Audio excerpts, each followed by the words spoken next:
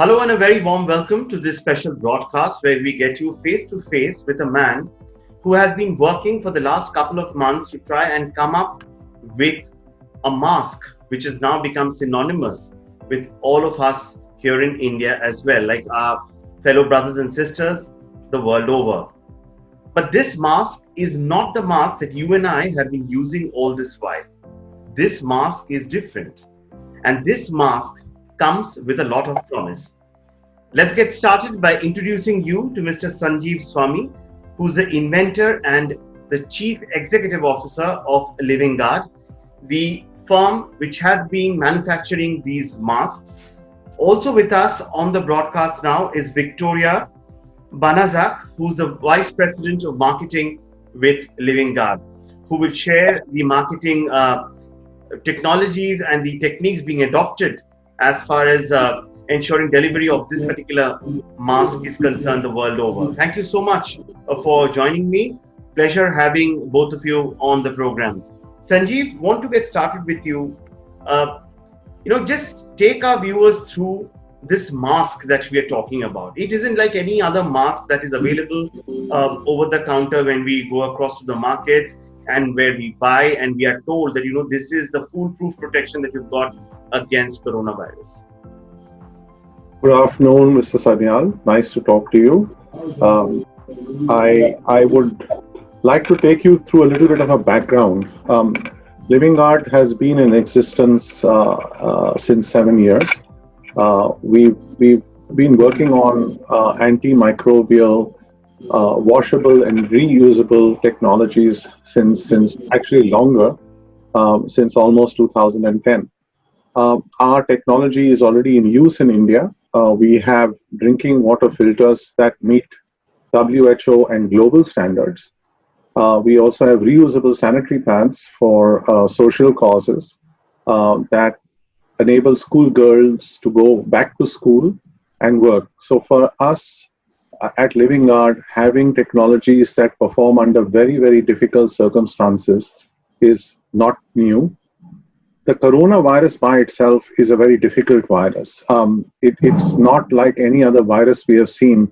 We have killed the polio virus, which we need to for approving our water filters or certifying our water filters, which are used by the WHO directly.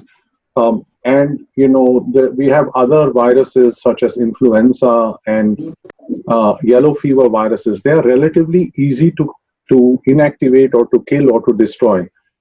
The reason for those viruses being easy is the spikes that the coronavirus have actually provide some kind of protection to the cell membrane of the virus.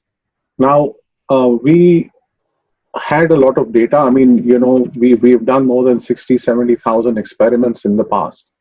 We have a team of microbiologists, chemists, material science specialists, and we all got together when this coronavirus broke out, and we looked at all our past data to see how best we could find a solution for this.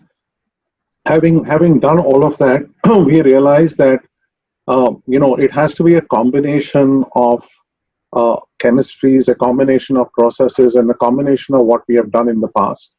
We, based on all our past data, we went to universities like the University of Arizona in Tucson to a very famous microbiologist called Dr. Charles Gerber, who is also known as Dr. Germ in the US. And we asked him if he would be willing to test our textiles for a coronavirus test. And he did a test on a surrogate or a very similar virus called the human coronavirus 229E. And we were able to find that it is functioning. Based on this data, we went to the Open University at Berlin, which is a combination of actually 5 universities together, which is the Charité, which is the medical side, and then they have Humboldt, and they have 2 more besides the FU in Berlin, which is funded by the EU to look for solutions, not only for a mask, but for extended protection to healthcare workers, to uniforms being used in restaurants and so on. Now, if you look at a mask that's available in the marketplace today, you need, the first thing you need is some kind of a filter media. Now, the filter media is to keep dust out. It is to provide a barrier from things entering and leaving your mouth and entering your mouth or your nose as you are breathing. If you, however, look at our mask, what we have done is we made it into three separate distinct layers. So we have an inner layer, which is a very soft material that touches your lips and skin. This is the same kind of material that you use on t-shirts. So this is what we call single jersey. We have an external fabric, which is a slightly hydrophobic. That means it repels water, it doesn't get wet, and it remains dry. And the filter media is in between. So basically what we have done is we have to look at protection not only while breathing in, but if you are infected while breathing out. So if you imagine a tuberculosis patient, for example, right? He's wearing this mask and and he's coughing. I put on my glasses.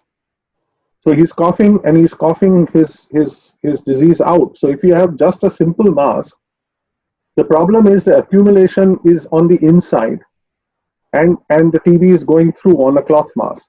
So we have the filter media to stop it from going. We have a cloth inside and a cloth outside for the simple reason, in this way we can protect you from the air going in and protect the air that's leaving you and going out. So that's the difference in this mask.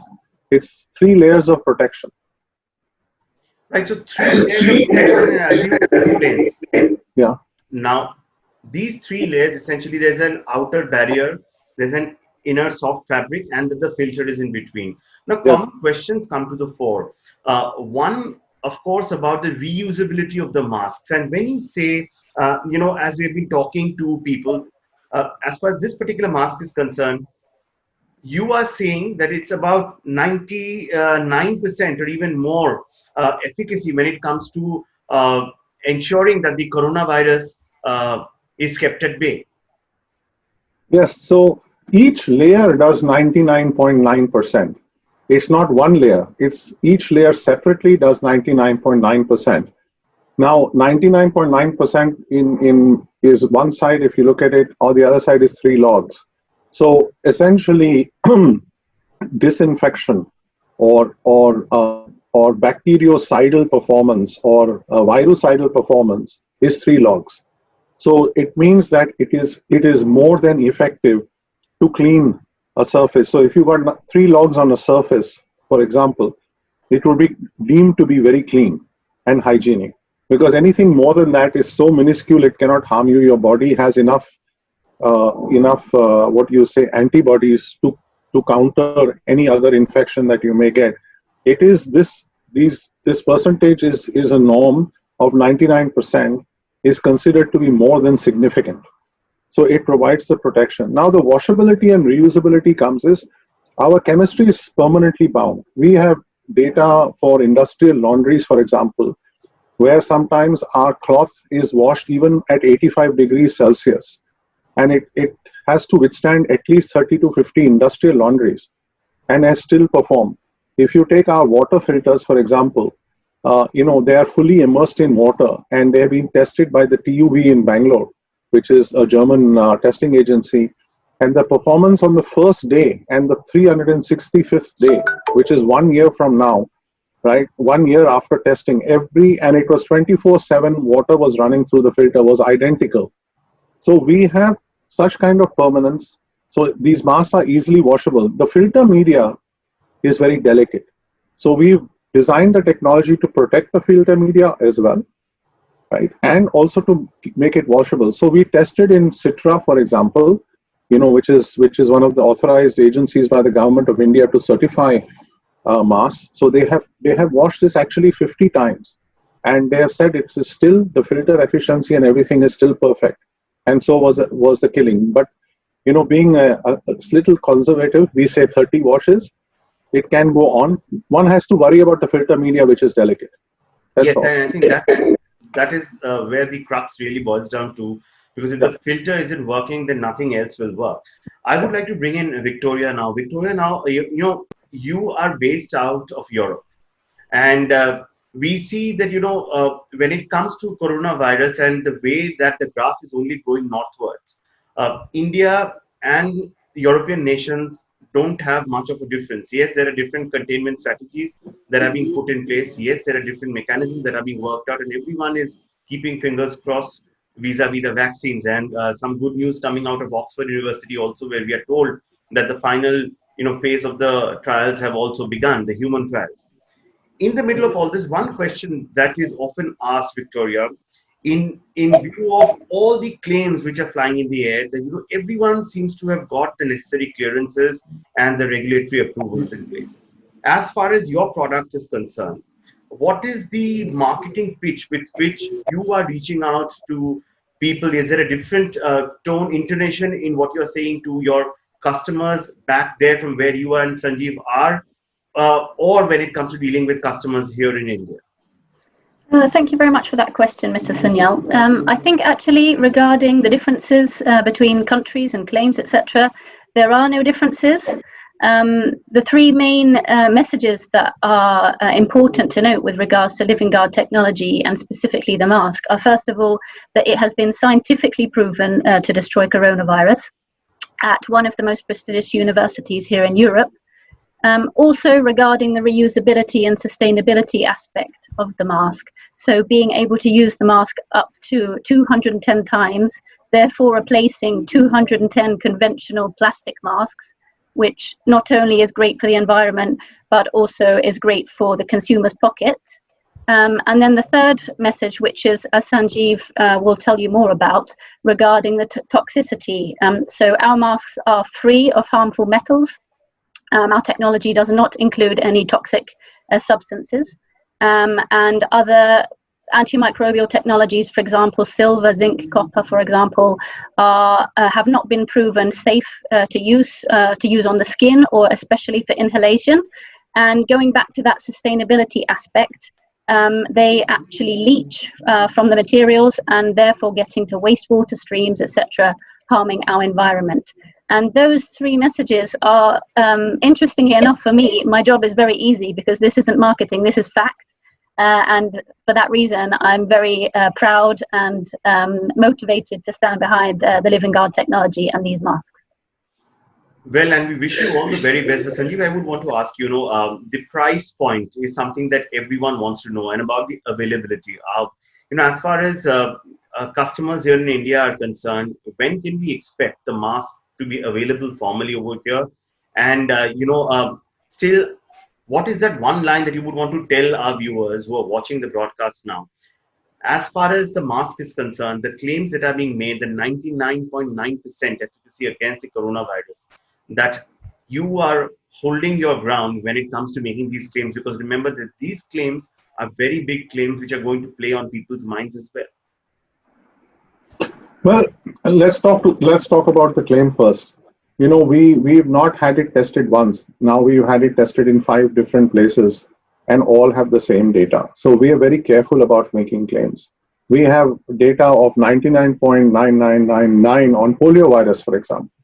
We have 99.9996 on influenza and other viruses. We don't interpolate that into the COVID or the SARS coronavirus claims. We talk about SARS coronavirus because we tested with the SARS coronavirus. You have to test with the actual virus that causes the disease. Now we've got these claims authorized and certified by very, very senior scientists, and they have published the data on their own without our interference. So FU Berlin, Free University Berlin, or Open University Berlin published the data, and it is an EU-sponsored study. It was sponsored by the European Union. I mean, this kind of data being published is definitely not to be taken lightly. And a peer-reviewed paper will be published in the next 10 days, confirming the data and giving all the scientific evidence. I think from a second point of view is on what we have also done is biocompatibility and toxicity. So all our products are tested, and these tests are not done. It's like a vaccine. We just spoke about a vaccine. It takes time. Biocompatibility is something where you have to test whether it is toxic to you, it's toxic to your lungs. So when we use a technology, we check first background papers whether there is toxicology in any of the chemistries we use. Are they toxic? And if they are, why are they toxic? And how does one assume or work around that or leave it on the side? So we have done all of that work. I think from a price point of view, you're looking at masks that we are selling is between 1,400 and 2,000 right now. We are producing the masks in India by Indians using Indian fabrics in our plant in India. This is the only exception we have made globally. Otherwise, everyone else gets supplied the treated textiles with our technology from Switzerland. The only exception we have made is for India. And that's because of our background and where I come from. I'm a proper Bombayite or a Mumbaiker, as they say. So we have made this exception. And since these masks can be used 200 plus times, I mean, you're looking at a per use of 6 to 8 rupees, which is not much. And you can use this 24/7. It's reusable, it's washable, it's clean. Put it in your pocket, and it's available right now at our own web shop. We are servicing as many clients as we can. We can send you the data. Victoria will send you the toll-free number and things like that. But during the course of next week, Amazon, Nykaa, Flipkart will all bring it online. So it should be available across the board. Right. It was a pleasure having both of you on the program today, and we can only hope that once this is available here in India, and as you said, that the only exception that you have made as far as catering to India is that the product is being made in India with Indian fabrics, unlike how it is being supplied the world over from your plant in Switzerland. It was a pleasure, I must repeat, having both of you on the program. We will have to wait and see that how India, in a way, receives this made in India product. So to say, there's a lot of emphasis on made in India these days.